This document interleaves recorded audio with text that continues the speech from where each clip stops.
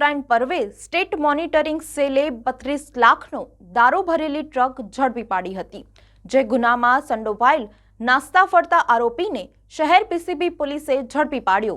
ઉત્તરાયણ પર્વે દારૂનો મોટો જથ્થો વડોદરામાં આવનાર હોવાની વિગતને પગલે સ્ટેટ મોનિટરિંગ સેલે વોચ રાખી હતી, જે દરમિયાન રનોલી જીઆઈડીસી ખાતે રાઘવ ઇન્ડસ્ટ્રીયલ પ્લોટમાં દારૂનું મોટા પાયે કટિંગ ચાલી રહ્યું હોવાની વિગતને પગલે એસએમસીએ દરોડો પાડ્યો હતો। પોલીસે એક ટ્રકમાં દારૂ ઉતારી રહેલા 2 શ્રમજીવી તેમજ ટ્રક ડ્રાઈવર અને ટ્રકને ઉપરોક્ત સ્થળે લાવનાર સહિત 4 જણાને દબોચી લીધા હતા। પોલીસે ટ્રક તેમજ 32.16 લાખની કિંમતની દારૂની 24,013 નંગ બોટલો કબજે કરી હતી।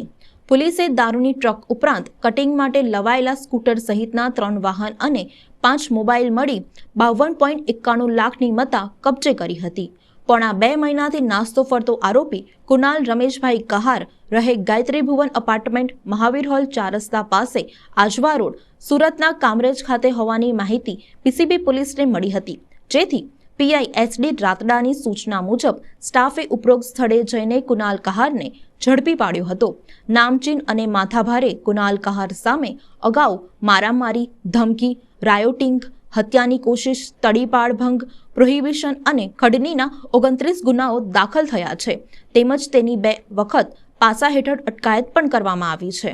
પોલીસે તેની પાસેથી એક મોબાઈલ ફોન કબજે કર્યો છે।